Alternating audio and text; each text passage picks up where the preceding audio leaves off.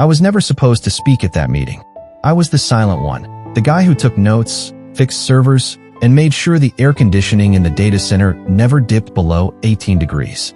Yet there I was, sleeves rolled to the elbows, heart detonating against my ribs, trying to explain why the code Marcus Clay had written, that everyone trusted, would eventually torpedo the company. Marcus didn't even wait for me to finish.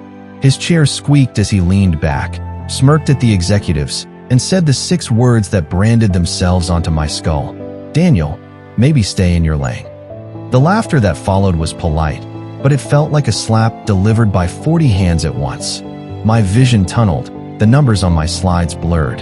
I swallowed hard, tasted copper, and forced myself to stand there until the next item on the agenda flashed up. I had just become invisible in front of the entire leadership team. If you've ever experienced something like this, please hit like and subscribe and let me know where you're watching from. My name is Daniel Reeves, 31 years old when this story began, born in Birchwood Ridge, a spot on the map of Missouri you'd miss if you blinked. Dad hauled freight cross-country, humming Willie Nelson through endless coffee and diesel nights. Mom ran a daycare in our living room and wrote fortunes on sticky notes she'd hide in my lunchbox. Your ideas matter, or bravery is being the first to speak. We were poor in money, but rich in second chances. I burned my first homemade circuit board at 12, nearly set the kitchen curtains on fire, and Mom only said, "You learned something today, right?" By 17, I'd hacked together a robot that could sort marbles by color. 3rd prize at the state science fair, but to Mom that ribbon was Olympic gold. She framed it next to a handwritten promise. Never let them decide your limits. Scholarships covered half my tuition. Late-night gigs in the campus data center covered the rest. Between database backups and pizza grease keyboards, I learned how silence can be a teacher. Servers hum in their own language, and if you listen long enough, they tell you where they hurt. Sleep became a rumor. On weekends, while other students tailgate, I optimized load balancers and wrote bash scripts that emailed me if a CPU core sneezed. Professors called me dedicated. Classmates called me the ghost. I floated through corridors at 3 a.m., eyes bloodshot, brain electric. Diploma in hand, I landed a junior systems role at Kepler Dynamics, a fintech startup that thought speed was the only religion. Code sprints, free kombucha, neon beanbags. Everything moved so fast the floor felt like it might tilt. I didn't mind.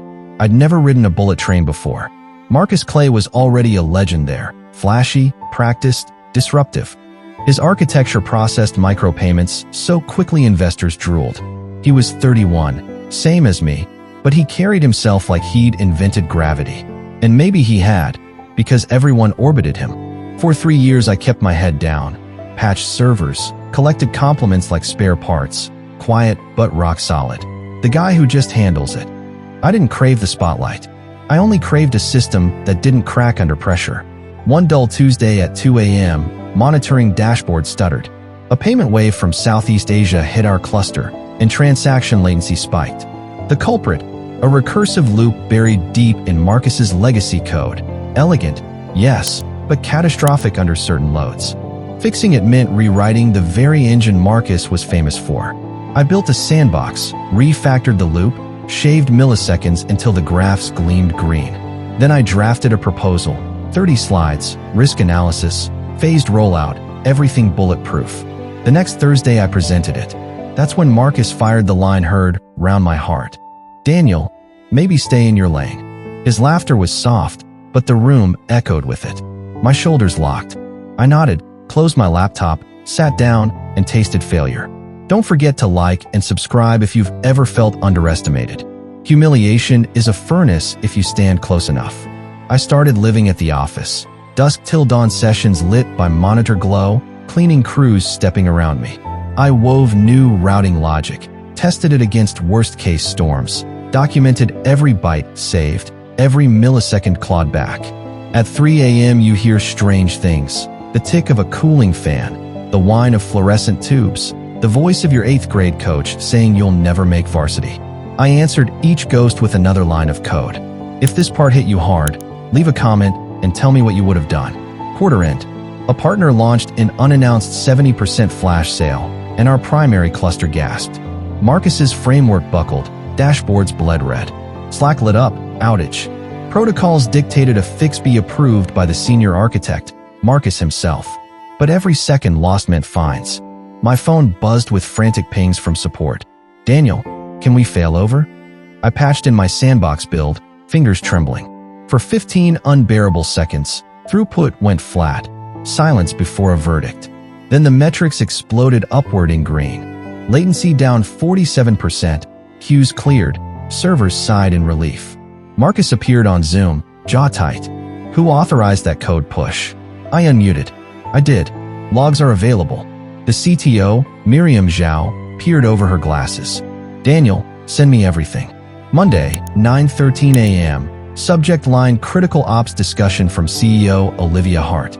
No details, just 11 o'clock sharp. The walk to her corner office felt like marching through invisible snow. Olivia reviewed my benchmarks, silent. When she finished, she closed her tablet with a surgical click. "You may have saved this company quarter," she said. "Possibly the company." I managed to whisper, "Just doing my job."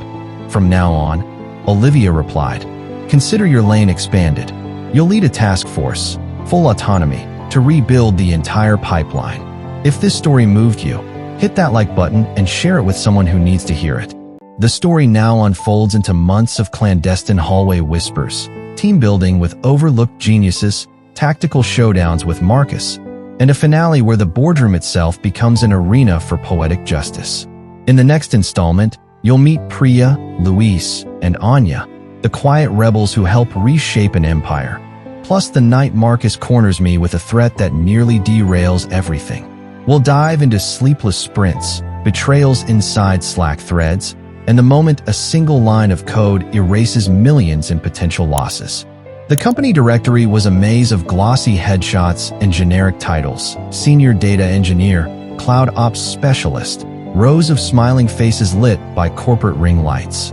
I needed people who understood what lived beneath those smiles. The hum of fans at 2 a.m., the language of error logs, the bitter taste of being too junior, too quiet, or not leadership material yet.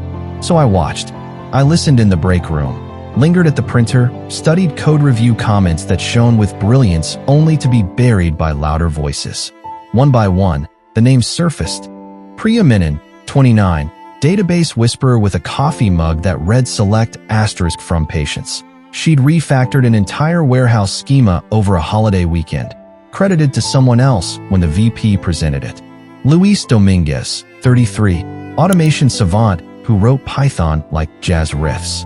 I'd seen his scripts resurrect failed containers in seconds while the rest of us reached for restart buttons. Anya Volkova, 27, QA analyst who submitted bug reports so surgically precise they read like crime scene forensics. More than once, I'd heard developers joke that Anya could crash a calculator. I invited them to coffee individually, never mentioning Project Aurora until the second espresso cooled. I spoke of the bottleneck, the outage, the mandate from Olivia.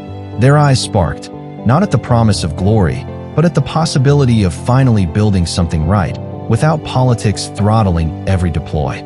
Full autonomy, Priya asked, eyebrows raised. Olivia's words, I said. Luis drummed his fingers. And budget. As much as we can justify with latency charts. Anya smirked. Charts I can break. They were in. And just like that, the quiet rebels assembled. If you've ever had to build a dream team in the shadows, don't forget to like and subscribe. Your support tells the algorithm these unheard voices matter. We claimed a forgotten utilities office behind the 8th floor server cage. 2 desks, sagging blinds. Walls yellowed by years of dust and fluorescent remorse. It smelled faintly of ozone and dried whiteboard ink. Perfect. We dragged in folding tables and old monitors, taped network cables across the floor like green and blue vines. On the largest wall, we mapped the existing architecture in furious red marker. Ingest, router, ledger, fraud, filter, client. Next to each component, Priya wrote median latencies. Luis scribbled failure probabilities. Anya added sticky notes of known bugs kitchen knife, like tiny warning daggers. At dusk, the building emptied, lights dimmed, and the rumble of HVAC settled into midnight's heartbeat. That's when we did our best work. No managers hovering, no quick syncs, just code, arguments, breakthroughs, and the occasional despair-filled groan when a test suite failed. I ordered cheap LED desk lamps because Priya complained the overhead flicker made her migraine hum in Morse code. Some nights, around 3 a.m., I'd pace the hallway, replaying Marcus's voice, "Stay in your lane." Each echo met Mom's graffiti ribbon promise, "Never let them decide your limits." If this part hit you hard, leave a comment and tell me what you would have done, fight in daylight or build in the dark. We were 6 weeks into Aurora when the first landmine detonated. It arrived as a calendar invite titled Pipeline Alignment Review, Mandatory, sent by Marcus. He CC'd every senior director plus HR for visibility. The conference room was all glass and chrome. Marcus opened with a smile thin as fishing line. "Daniel's team has been busy. We want to ensure their ref factors align with enterprise resilience standards." Translation: "I'm going to gut you in front of witnesses." Slides flashed. Marcus highlighted security gaps, unregulated deployments, potential data consistency issues. Each bullet aimed at our credibility. I felt Priya's foot tap a nervous rhythm under the table. Luis's jaw clenched. Anya scribbled ferociously in her notebook. When he paused for air, I stood. My voice trembled but carried. "Marcus, the gaps you flagged were resolved 3 releases ago. Our documentation," I tapped the shared drive link projected behind him, "is time-stamped and peer-reviewed. As for consistency, here are last week's canary metrics. 99.9997% success across 12 million transactions." Murmurs rose. A director cleared his throat, intrigued. Marcus's eyes narrowed. Then Anya spoke, soft, Russian-tinged, lethal. "Your legacy code throws a silent overflow at 2 to the power of 31 cents, Marcus. That's $21,474,836.47 in phantom pennies. We patched it." She slid a printout across the table. "Feel free to verify." Silence broke like ice under too much weight. Marcus's smile collapsed. HR coughed into her sleeve. "If you enjoy seeing bullies disarmed by facts, smash that like button and tell me where you're watching from." After the meeting, Marcus cornered me by the elevators. His whisper was colder than the steel doors. "Enjoy the spotlight, Daniel. It won't last." I wanted to respond with something heroic, but my throat closed. The elevator dinged and I stepped inside, pulse rattling like loose screws in a tin can. Only when the door sealed did I whisper the retort too late. "It'll last as long as the code holds." 2 nights later, we were deep testing Aurora under synthetic Black Friday loads when database writes began failing inexplicably. Priya swore the schema was intact. Luis's monitoring flagged a permissions cascade. Our service account had been downgraded mid-run. "Who has rights to change IAM roles?" Priya asked. "Senior architects," Luis muttered. "Marcus level." A minute later, a Slack message popped in #prod alerts from Marcus. "Seems Aurora is falling over. Advising immediate rollback to stable branch." He tagged Olivia. Panic flickered. If leadership believed Aurora unstable, weeks of trust could evaporate. Fingers flying, Luis restored our privileges. Priya reran migrations. Anya replayed transactions, scraping logs for lost rights. None found. Within 20 minutes, dashboards glowed green again. Latency held steady. Still Marcus typed, "Issue persists. See attached errors." He pasted screenshots, stale ones, time-stamped before our fix. I pinged Olivia privately. Unauthorized IAM edits caused temporary issues, root caused and resolved. Full report inbound. 15 seconds later, she replied, "Copy. Proceed." Trust granted, but the air felt radioactive. Don't forget to like and subscribe if you've ever battled sabotage and kept the system running anyway. We locked down permissions, installed audit hooks, and created a burned book of every production change with fingerprint accuracy. Each midnight deploy we sealed with what Luis jokingly named the coffee oath. Mugs raised, we recited, "May our code be clean and our outages be unseen." The oath was silly, but it fused us. We shared secrets. Priya's father wanted her to quit tech and marry a banker. Luis sent half his salary to his mom in Veracruz. Anya feared deportation if the new immigration bill passed. I confessed I still called Dad from the parking lot before big meetings, just to hear his Willie Nelson hum steady my heart. Outside, the company kept spinning. Lunch and learns, Friday beer taps, Marcus hosting webinars on scalable innovation. Inside our cave, We built something that actually scaled. Corporate scheduled a surprise penetration test, a red team assault simulating insider threats and external breaches. Traditionally, Marcus's framework barely squeaked by. Aurora? Untested. For 72 hours, the red team hammered us. SQL injection sprays, packet floods, rogue credential seeds. We tracked alerts cascading like fireworks. Priya's index tuning cut query times in half. Luis's autoscalers birthed new pods faster than traffic spikes could drown them. Anya's chaos scripts revealed a serialization bug at 3 a.m. She patched it before dawn. Final report: 0 critical, 2 medium, 17 low vulnerabilities. Best score in company history. Olivia forwarded the summary to the board with one line. Results speak. If this part felt familiar, grinding through tests nobody thinks you'll pass, let me know in the comments and share how you pulled through. Victory tasted brief. One rainy Thursday at 10 p.m., I left the office alone. Fluorescent lights flickered over puddles in the underground garage. As I keyed my car, Marcus stepped from behind a pillar. Rainwater dripped off his trench coat. "You think you've won," he said. "I think the company wins if Aurora succeeds," I answered, voice steady though my fingers trembled on the fob. "You're naive," he hissed. "Boards don't remember who fixed the system, only who built it first. Then I'll rebuild it better." He stepped closer, eyes burning. "Watch your back, Birchwood." The childhood nickname, ripped from my resume, landed like gravel in a wound. He turned, footsteps splashing away. I slid into the driver's seat, heart ricocheting. The wipers smeared rain across the windshield like gray static. I sat there until the engine's idle lulled my pulse below panic. If this scene sparked deja vu, leave a comment. What would you have said in that garage? A month later, with Aurora weeks from full migration, the old pipeline suffered its greatest failure yet. A corrupted ledger index caused duplicate withdrawals for nearly 1 million accounts.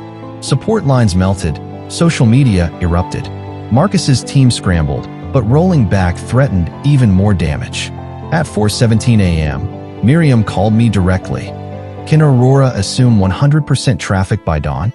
I stared at our dashboards. Test coverage 98%, failovers clean, but production at full blast? Unproven. I scanned my team's faces on the video call, eyes bloodshot yet bright. I heard mom's daycare kids giggling in the background of memory, saw dad's map lines crisscrossing highways. And I knew. "Yes," I said. "Give us 40 minutes. Luis executed the traffic shifting script. Priya disabled stale replication threads. Anya ran live sanity checks on transaction integrity. At 5:02 a.m., all client endpoints pointed to Aurora. Errors plummeted. Duplicate withdrawals ceased. Sunrise spilled gold through the blinds. My team slumped in their chairs, exhausted, exhilarated, alive. If this climax moved you, hit that like button and share it with someone who needs to hear that quiet persistence can save millions. 2 days later, crisis averted, the board convened an emergency retrospective, streamed to every global office. Olivia opened with metrics: $7.8 million losses prevented, 0 SLA breaches, customer satisfaction spike after proactive refunds. Then she did something unprecedented. Invited me, Priya, Luis, and Anya to present. We stood before suits worth more than my student loans. I told them about night shifts, sabotage, the coffee oath. I showed before and after latency graphs that looked like ski slopes. When the slides ended, Olivia faced the cameras. Kepler Dynamics owes its future to engineers who refuse to stay silent. Today, we recognize their leadership officially. She turned, shook each of our hands, and announced our promotions. Principal Architect, me; Senior Database Lead, Priya; Head of Automation, Luis; Director of Quality Engineering, Anya. Applause thundered across livestream chat. Among the flood of emojis, one message caught my eye: never let them decide your limits. Mom again, watching from Birchwood Ridge. Tears blurred the screen. I glanced at Marcus in the corner, arms folded, face blank. Gravity had shifted, and he was no longer the center. Let me know in the comments where you're watching from if this feels familiar. And remember, sometimes the lane you're told to stay in is exactly where the highway begins. Months have passed. Aurora hums so quietly now that most people forget it exists, like a heartbeat you only notice when it falters. Marcus transferred to strategic R&D.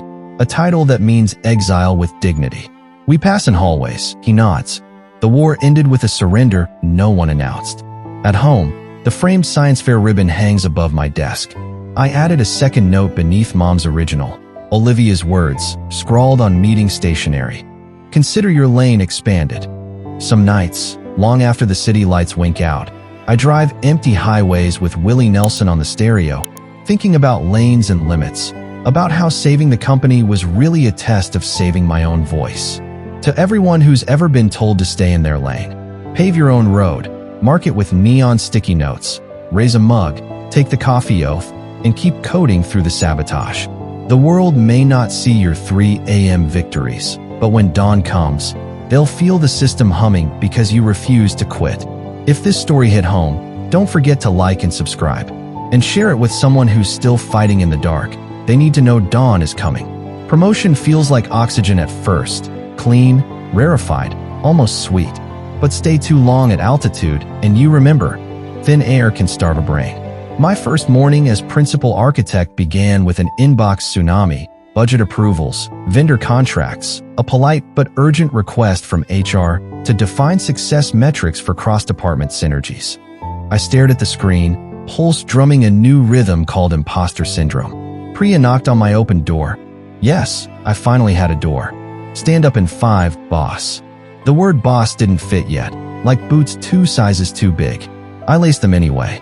If this part hits home, stepping into shoes you're not sure you earned, drop a comment and let me know where you're watching from. Aurora ran smoother than a lullaby, but systems are easier than souls.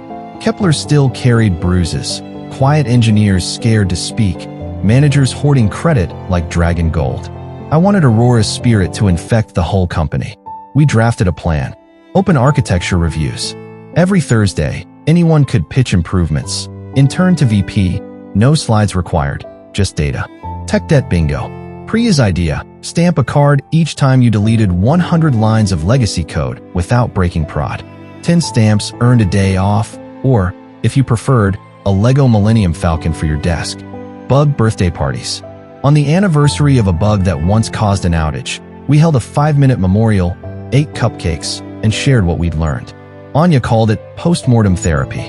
Louise coded a dashboard that tracked speaking time in meetings. If one voice hogged over 30%, a gentle chime played, the Willie Nelson hum. People laughed, but they listened.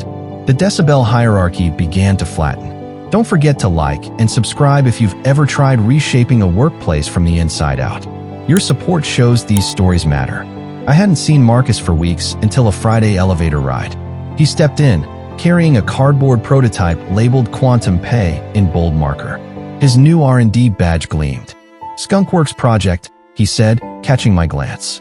Transactional cryptography on qubits. Could make Aurora obsolete overnight. A chill climbed my spine, but I smiled. Competition keeps the code clean. He leaned closer. Careful, Birchwood. Ski slopes melt. The doors parted. He vanished into a restricted lab.